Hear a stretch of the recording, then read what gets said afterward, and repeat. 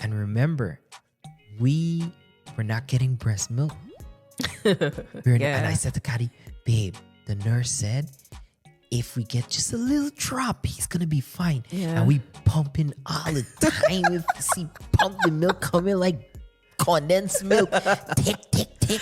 Yeah. And we pump. Yeah. When we got there, it wasn't even 3 drops. No. It was 2 little kunchy little things. drops. We took that Tick. and we gave it to the nurse, and the nurse said, this is enough. Yes. Hey, our aviation enthusiasts and health fanatics. Welcome back to another exciting episode of the AviDoct podcast. I'm Saul Jacobs, your aviation professional navigating the skies. And I'm Kadija Jacobs, your friendly neighborhood doctor, here to keep you grounded, entertained, and healthy. Listen, whether you're soaring through the clouds or even seeking tips for a healthier lifestyle, you're in the right place. Jinx. Together, we'll explore the intersection of aviation and healthcare, bringing you fascinating insights, expert interviews, and a touch of our own life adventures. So, fasten your seatbelts And grab your stethoscopes because it's time for the AviDoct podcast to take flight. Stat.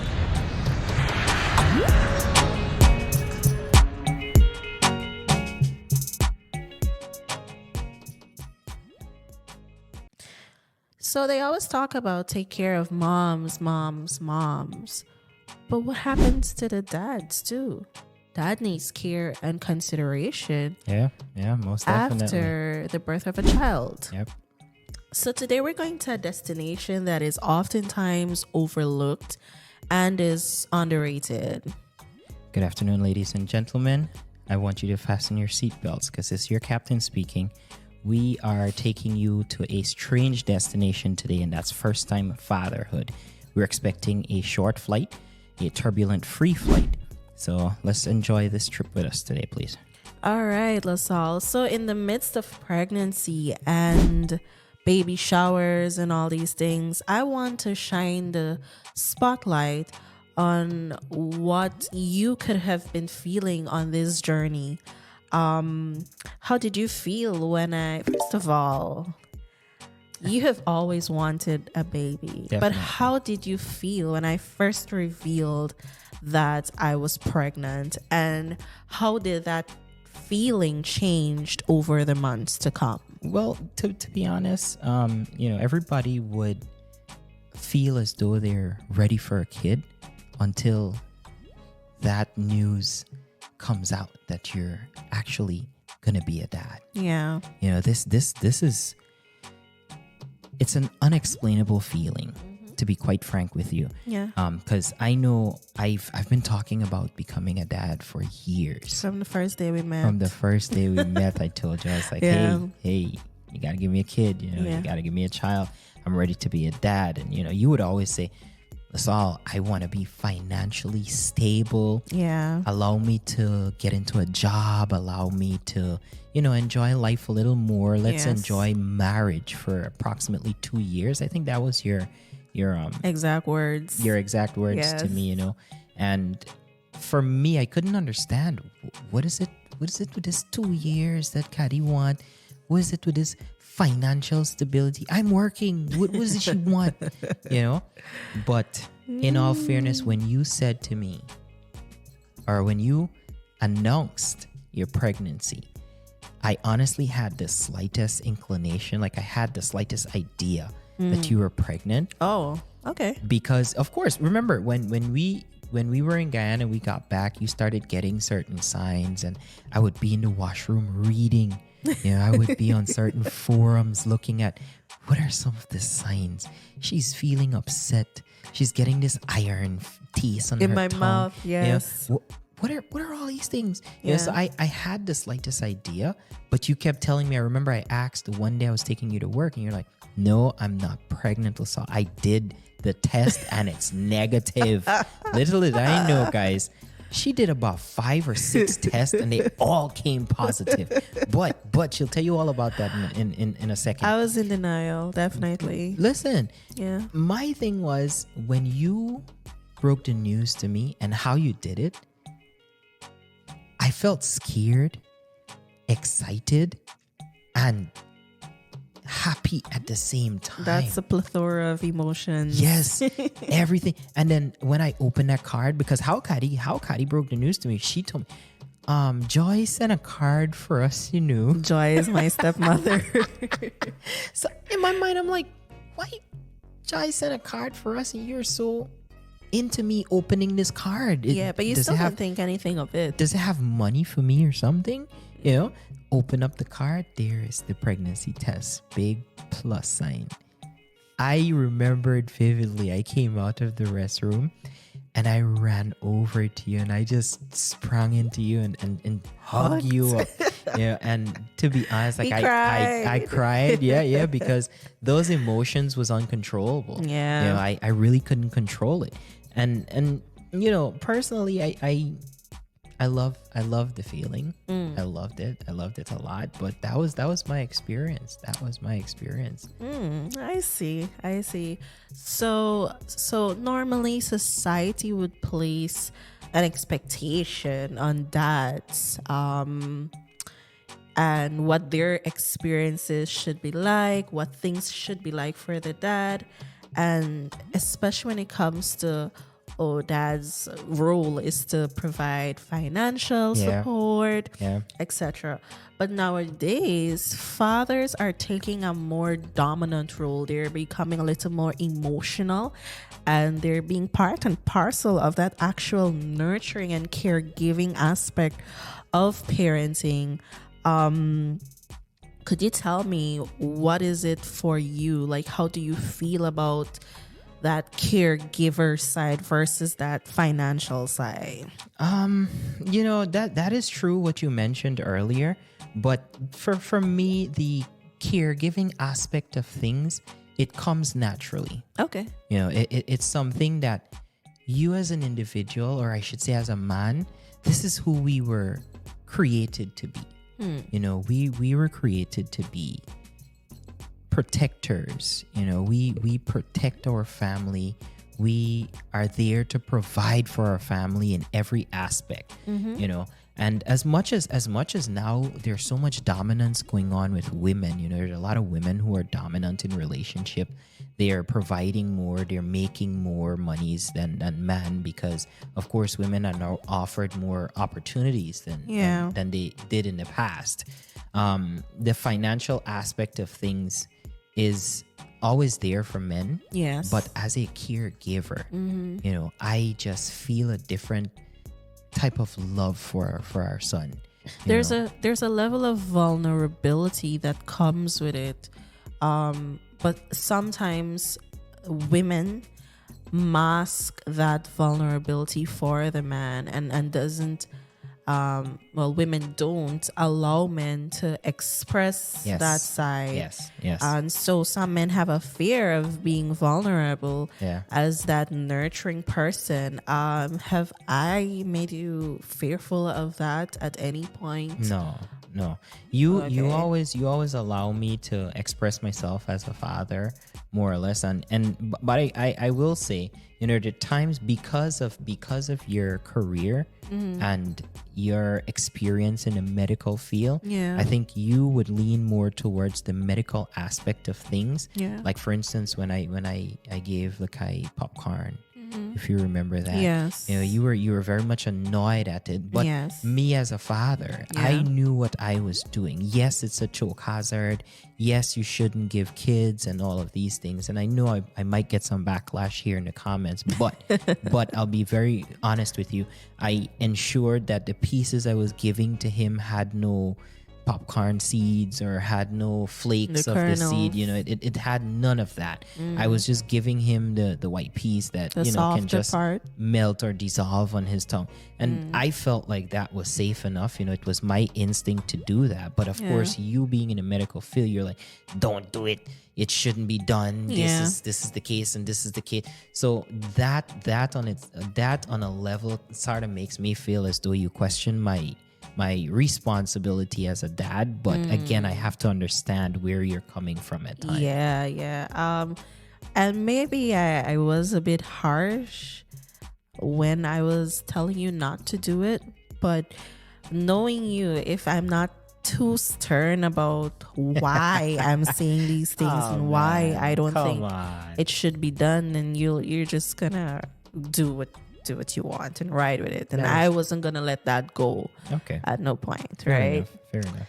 All right. So I have had a lot of medical issues during my pregnancy. Oh boy. And thankfully, you have been a very present husband. Yes. Prior to the birth of the child. I've been there to every hospital visits. Yes, you've been there. Appointments, doctor's appointments, laboratory appointments, and my cerclage. Your cerclage. That's something I would never forget. I know. I would never forget that experience, man. But what I want to ask you is, how important was that for you? How important was it for you to be involved in all those things? To be honest, how do I put this? I feel like my connection to Lakai and my connection to you has grown tremendously after I would have gone through all those doctor visits. I would have experienced your pregnancy. I would have experienced how, serious it was, how severe it was. Because listen, guys, if I'm moving a little too fast here, I was at each and every one of the doctor visits. Yeah. From the beginning to the end. Yes. I was even in the labor room. Yes. You were my advocate. I happen to be an advocate throughout that process. Yes, and ladies and gentlemen, I don't want to cut you, but if ever you are put in a position where you need an advocate, the best person is your partner. Yeah. But I'll also say, always try to have somebody in that labor room with you to advocate on your behalf when you absolutely can't. I was put in a position where I was unable to do it for myself, and thank God you were there. We got the necessary help that we needed urgently. Yeah. But not sidetracking from your initial question. Me being there, I think that supported you throughout that process. Yes. It sort of embraced a level of stability for you. Yes. Where you kept going. Yes, mentally. As much as because of how tedious it was and how severe your pregnancy was, I know at some point, if not once, twice, or even more, you would have double think your decision to have a kid. Yes, definitely. Because when I experienced that cerclage, I developed a different level of respect for you when it comes to enduring pain. And that cerclage wasn't even, I would want to think it wasn't half the pain you experienced during pregnancy, but of course you had done that procedure. What's the name of it? That procedure prior to delivery. The one where they the epidural. Exactly. Yeah, that the epidural. I don't know how much pain that would have erased from your process, but that cerclage. I remember when our doctor said he can't give you any numbing cream or he can't do anything to get rid of the pain. He just got to go in there, man. We walked into that room. That man put you up, opened up your legs, and just went in. Yeah. And I'm standing there. I did get a spinal for the cerclage, but what happened was that's when you got it. I'm talking about when it was removed, because when you did the cerclage, I was not there. Yeah, I could not have been in the room. Yeah, what was that like for you to just see me going there? I felt helpless. Oh my goodness. I know you were scared when you went to do the procedure, the cerclage. But when we went the second time to take it out, that was, I guess because I was there, you weren't as scared when we got back to do the removal of the stitches after you would have had it done during the cerclage procedure. But I'll tell you this much. I think my presence there really helped a lot with regards to you being strong and enduring most of the pain that you felt while that guy was taking it out. Because if I remember correctly, he took it out, and when we thought it was over, he actually said, "No, don't move." Yeah. I there was remember something- putting in Yes. 2 stitches or 3 stitches or Or whatever it however, was. Yeah, but he But got less. I only got 2 out, or I only got Yes. 1 out. And this man went back in, and oh my God, guys, Kadi was just twisting and turning, and this man just doing what he had to do. Listen, I got great respect for that guy, man. Yeah, man, he was good. Shout out to Yeah. Dr. Bihar Yes, from Dr. New B- York. from the beginning. Dr. Yes. Block too. Don't, Oh yeah, don't let's Dr. forget Block. him. He was the magic man. He was the He found it initial out guy, that- man. Things were going downhill Yeah. in the pregnancy, and of course it was too advanced for his level of care, so he sent me to Dr. Behar, and we're so thankful for both of them. Yes. Shout yes. out to the doctors. But Kadija, I mean, enough of my experience. What about you? How was the experience for you when you found out that you had to do this cerclage because of the short cervix and all of that? I felt very incompetent as a woman. I felt like there was something wrong with how I was made, and that's why my body couldn't hold this pregnancy anymore. Yeah. I remember how scared you were when I you cried. First, yes. I cried when they broke that news to me, because it's like I'm trying everything and nothing is going well with this pregnancy. Yeah. It's my first, and you know, that glow and this nice fairy tale that the world describes pregnancy as, sometimes, not everybody. I was having none of it. So this was just like a cherry on top of the cake. And it was needed urgently. Yeah. We had to do it. What? We found out today. We found out the Friday, and the they next booked day me. we had to just go and get it started. Yes, We did like somewhat. we did a consultation with Dr. Bihar. Yes. And then he set the procedure for what Monday it The was? Monday The morning. Monday, yeah. Yeah. That was something else. Yeah. man.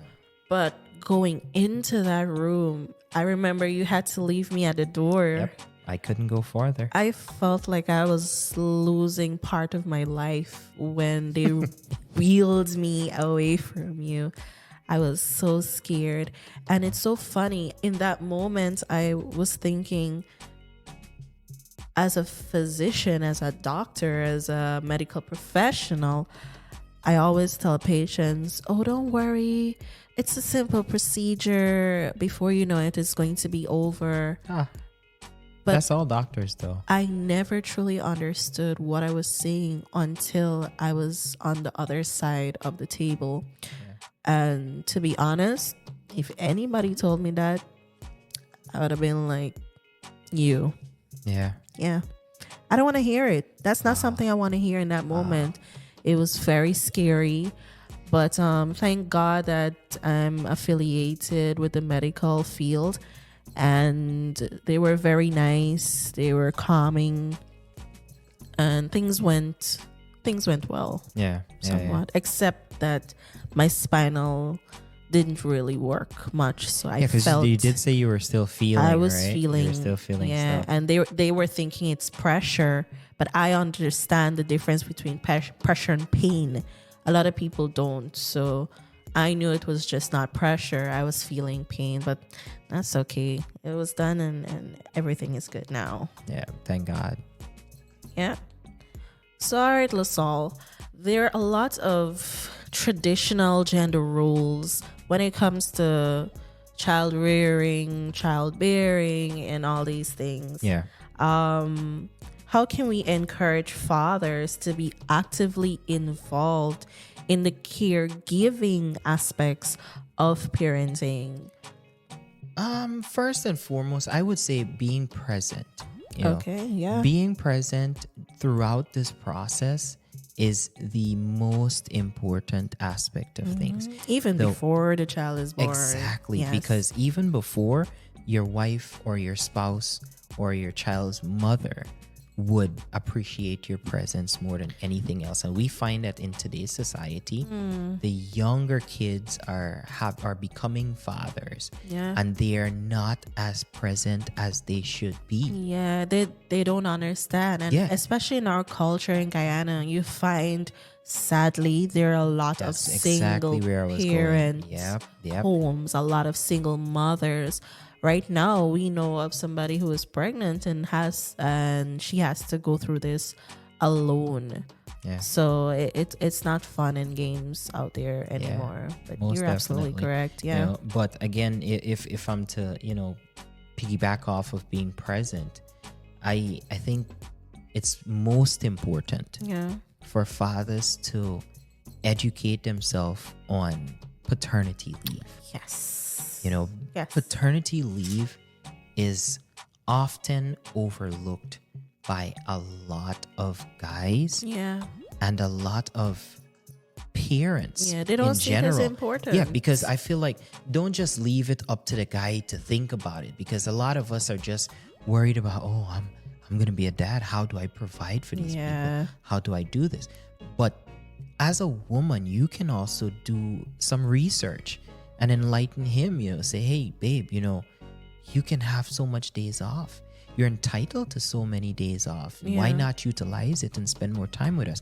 So for me, what I did was I was more of that person. Yeah. I did my due diligence, I did my research, and I ensured that I was knowledgeable Yeah. when it comes to my paternity leave, because I did not just utilize my 2 weeks, because what my job did was, I think their policy was to offer 2 weeks fully paid. Yeah.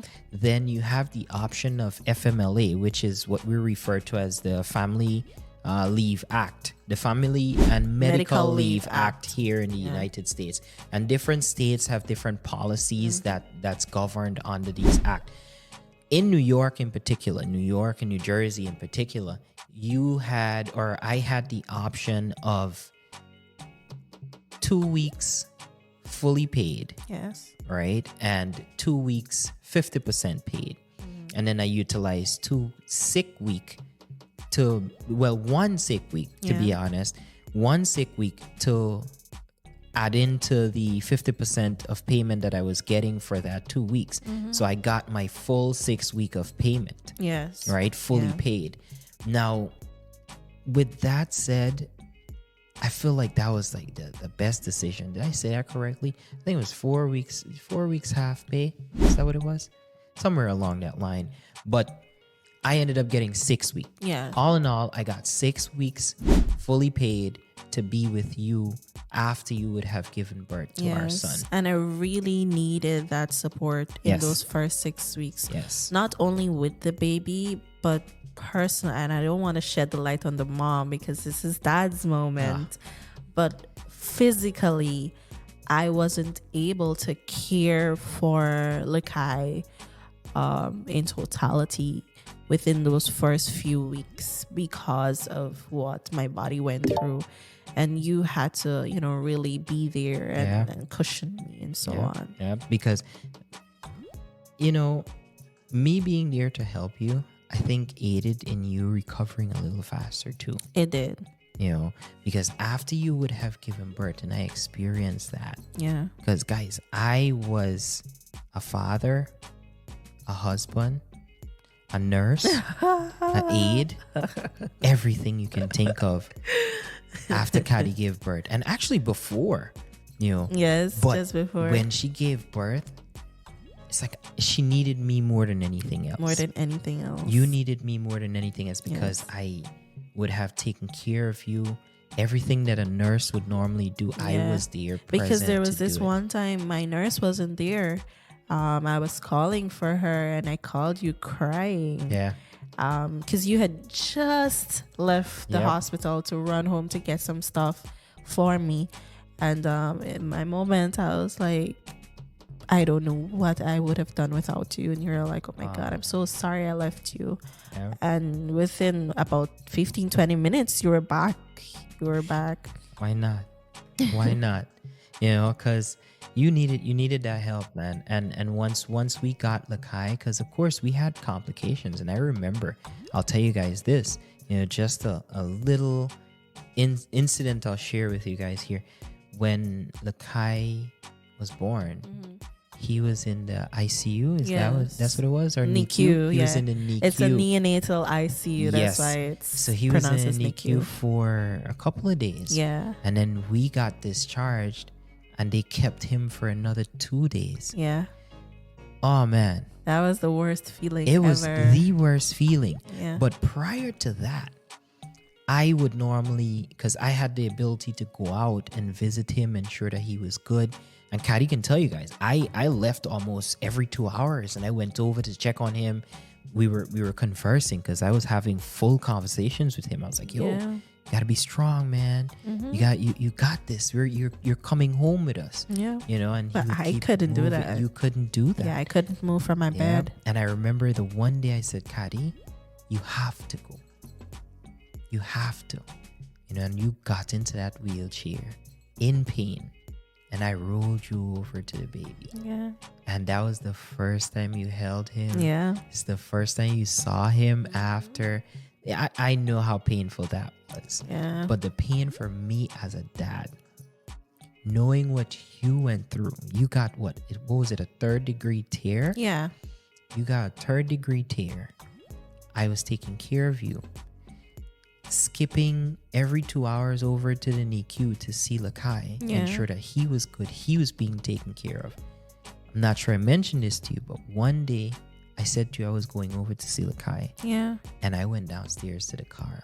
And guys, I broke down. Oh, wow. This is news to me. I broke down. It's like, wow. I felt like, am I doing everything right? Yeah, because literally everything was on your shoulder. Everything was on me. Yeah. Everything was on me, and to fast forward from that, we ended up, getting him 2 days after you were discharged. Yeah. And I remember when you broke down, leaving that hospital. Yeah, man. Without your kid. What was that like for you? Well, Saul, that is something I don't wish on any woman. Just thinking about it brings tears to my eyes all over again. I felt like there was something I did wrong, and it was my fault leaving him there. No, but I ensured that or I should say, I reassured you. Yeah. That you did not do anything wrong. I kept you were telling very reassuring. Yeah, because I remember driving, going home. I kept saying, babe, this is not your fault. Yeah. He is there for a good reason. And you know what comforted us a little more was the fact that we had a nurse that said to us, guys, if there's any good place for your kid to be right now, is the right NICU. Here, the NICU. Because if you guys take him out of here, he's gonna be back. And when he comes back, he's gonna go to peds. Yeah, he's not gonna come here. He's not gonna come there. Where the level of care is far greater. Exactly. Yeah. So I said to Kadi, I was like, babe, he's in the right place. Yeah. Don't worry about it. We didn't do anything wrong. He's fine. And remember, we were not getting breast milk. And I said to Kadi, babe, the nurse said, if we get just a little drop, he's going to be fine. Yeah. And we pumping all the time. If you see pump the milk coming like condensed milk. Tick, tick, tick. Yeah. And we pumped. Yeah. When we got there, it wasn't even 3 drops. No. It was 2 little kunchy little drops. We took that and we gave it to the nurse, and the nurse said, this is enough. Yes. And she in my mind, I was like, how could this be she's enough? Crazy. Something's wrong with this lady. The lady said all she did was dip her finger and rub it on his lips. Yes. And that made Lakai feel so much better. Yeah, we're not even exaggerating. So much better. Yeah. Man, Kadi got home and she was pumping. When we first started, Oh gosh, we were getting this is half my a pump bottle. master. He had piece me of on buck. a schedule. Kadi, let's go. Now it's Waking time me to up pump. during the night every Yes. 2 Yes. hours. Come, let's pump. But you know what? Had I not done that, I don't think I would have been able to breastfeed exclusively Yes. as I did. Man, You I know, am so happy we did I was that. a milk machine. Yeah. After that, only that he wasn't latching. But hey, he's getting milk. Well, it was It's actually fine. a good thing that he didn't latch, because had he latched, I would not have been able to assist you with feeding. True. You know, in the way that you did. Exactly. Yeah. And that's something that fathers should pay attention to Yeah. also. You have to be able to assist the mom in feeding, because, guys, waking up every 2 hours to feed that not kid is no easy. joke. Yeah. It's no And joke. most times, I have a friend, she has a relatively newborn. Most times, she's doing it alone. She's Yeah, waking man. up every 2 hours, It is no doing, joke. yeah.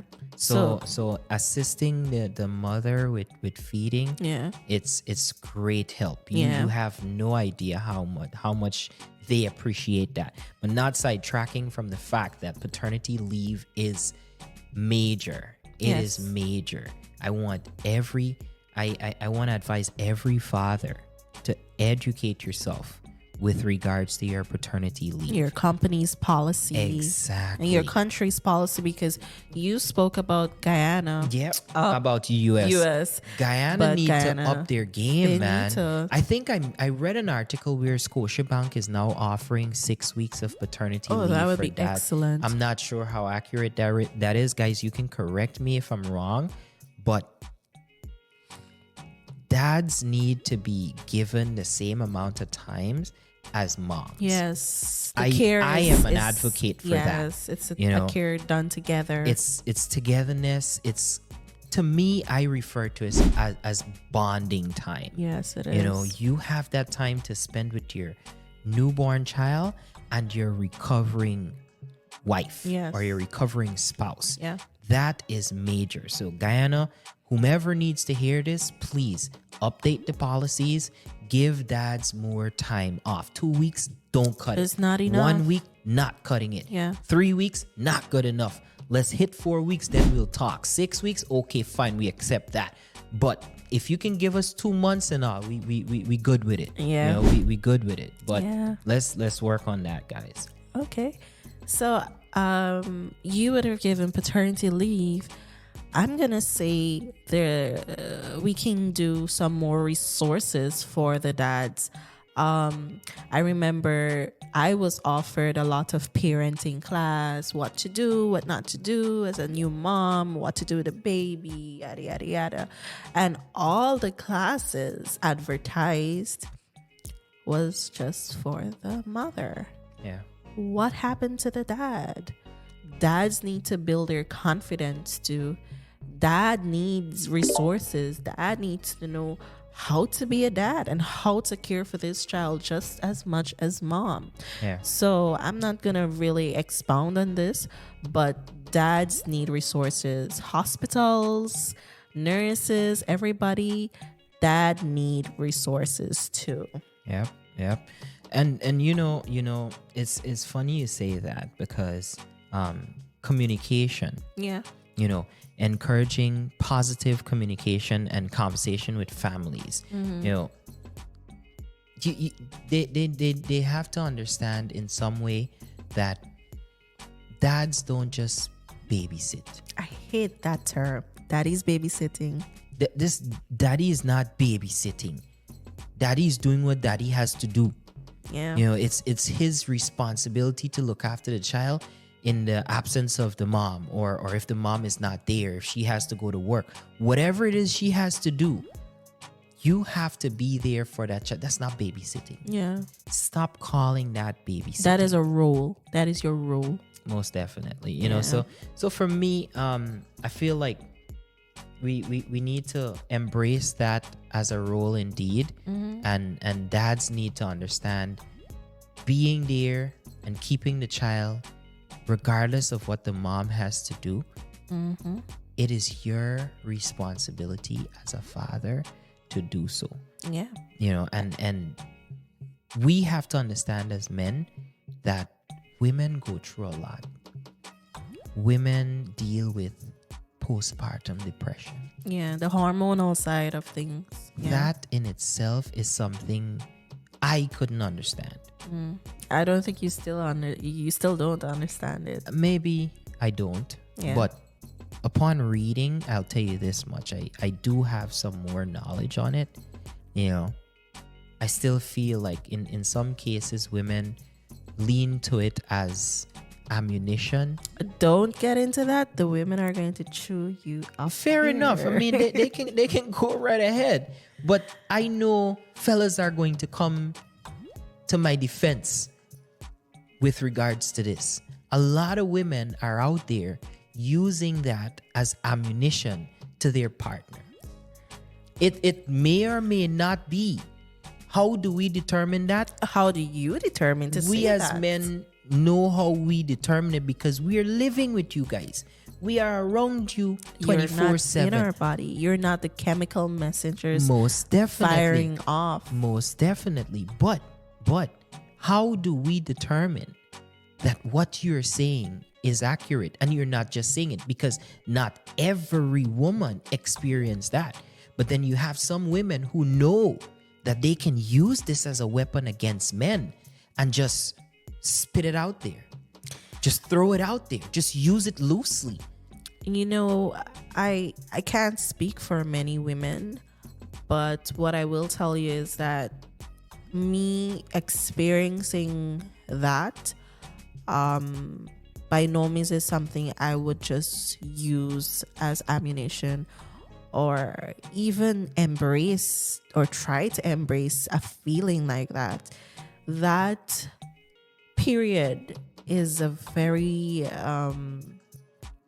it's a very dark period for most women. It was a very dark period for me, and it's not something I think should be used as ammunition. If this is how I'm feeling, this is how I'm feeling, and as my spouse, just try to take it as it is, and even if it's a lie or the truth, find support for me or support me in the ways that I need support to get through this emotion. Okay. So maybe not put so much emphasis on is it true or is it not true, because you'll never know. Yeah. Right? But if it is true, I'm gonna support you. How can I support you? And if it's not true, then how can I support you? Fair enough. But Kadi, now let's not neglect the fact that as fathers, we go through something too. It's not postpartum depression It's caused not by postpartum hormones. depression caused by hormones. But why not let's come up with something and say father depression? Because now I have the burden of taking care of you, taking care of the kid, still wondering how I will provide, still wondering this, still wondering that, still dealing with the fact that you may or may not experience postpartum depression. Men go through a lot too. Men do go through things. And I think it's often overlooked. And that's why we're here talking about it. It is often overlooked, and I will forever be an advocate for that. And listen, guys, Kadi can tell you, I'm pro men. Pro man. Ugh. Pro men. Men do no wrong, but if they're wrong, they're wrong. I'd say it, but then I would still try to justify. Maybe he has a reason why it was done. None of them. We're not going to go. We're going to talk about this in another episode. We'll talk about this. But again, guys, let's not stray away. Challenge tradition. Yeah, challenge traditional attitudes within families by promoting the idea of that caregiving is a team effort. And yes, this is something you have to speak to people about, and not just change it within your little nook of a family. People outside need to know that caregiving is a team effort and not only to be done by their mom, or isn't an auntie man thing to do. Exactly. Allow fathers to express their desire to be actively involved without judgment. Yes, and this is what we found in our research. Yep. Actually. Another thing I would try to add to challenging these gender roles and tradition is implementing flexible work schedules and policies to accommodate working dads. In our relationship, there are times when I will have very late nights, very early mornings. You may not have such an early start to the day, but sometimes your workplace could understand that, hey, I gotta drop my kid to school, and school starts at 8. If I drop my kid too early, then here it comes at a fee, an extra $200 fee. Oh man, Kadi, it's funny you say that, because something I want to do whenever my business is fully established, or our business is fully established, is to have a space assigned to our employees bringing their kids and leaving them. Not unsupervised. If it means that we have it all glass, where they can always just spin around, see what the kid's doing, I want that to be a goal. We need to have employees given time off to leave work at 3:00. Get those kids and come back. Not to be abused. They have to see this as a privilege. This is not, oh, I get time, I'm gonna run to the market quick and pick up a watermelon or pick up 2 bananas or nothing. No. Get your kid and come back to work. Yes. And it could be a timed thing. Like, you're giving 35 minutes to do this, depending on the commute or where your child is or whatever. But allow the workplace to be involved in your child's community. I think that's something that needs to be done more. I'm not saying that it's not done at all, but most, especially corporate, should really look into changing these policies, these work policies. Definitely, I agree with that. I find also that people, managers who don't have children, they don't understand. So I'm sprinkling pregnancy dust on everybody out there in corporate so that they could understand. I think is this coming from a place of experience when you had to deal with your manager during your pregnancy time? Oh man, I remember that clearly. She was not understanding at all. I hope she doesn't hear this episode, but if she does, pregnancy dust on you. But I do hope that she gets a manager that's a little more accommodating for her. Wish the best for her. I wish her the best. Not really. That's not nice, Kadi. That is not nice. All right. So I spoke about those policies, but I want to also see finally promoting gender quality education. What do you think about that, LaSalle, when I say, promoting gender equality education?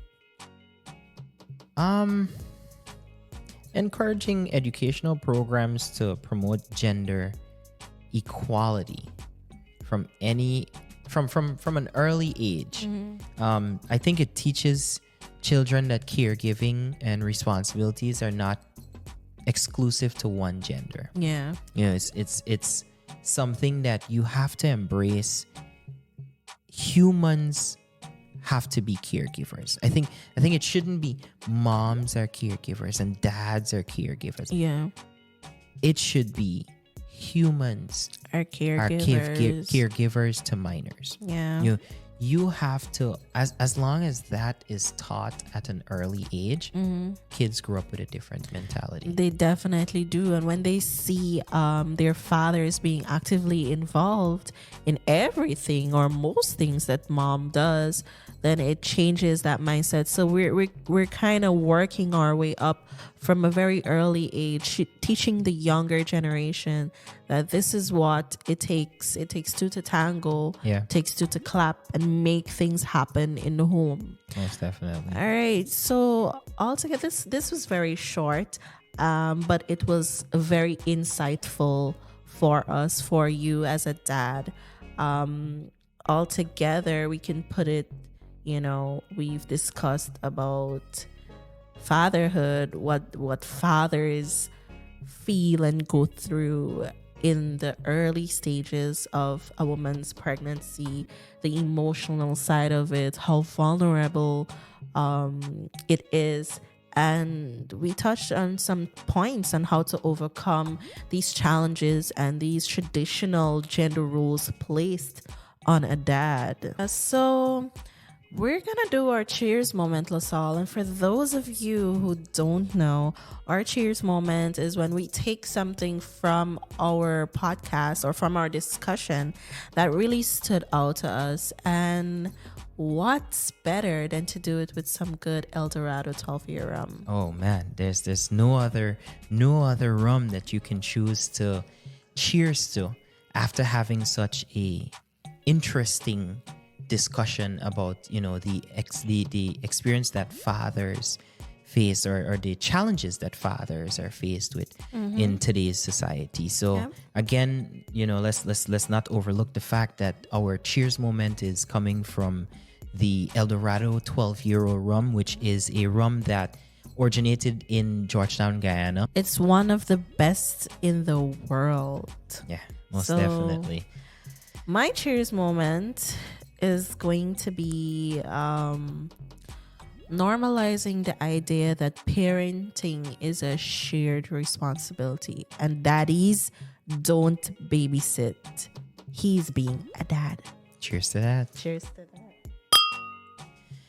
My cheers moment. My cheers moment. What did I take from this entire discussion? I think we should cheers to fathers not just having 2 weeks off or fathers not being limited to the time off they have when it comes to bonding and taking care of their new mother, their spouse after giving birth. My advice is every country, not just the US, should implement a family medical leave act that offers dad more time off with their new family. And it should mirror the amount of time that mothers have. I can cheers to that. Definitely. Let us not just say give us more time. Give us the same amount of time that mothers have. Especially since we fight for gender equality. Equality, right? There's where equality comes in. Treat us the same way. Men should have the same amount of time off as women. Yes, women are recovering after, carrying a baby for so long. But we need your support to recover too. Men need to be their support system. Definitely. Cheers to that. Cheers to that. That was a good one.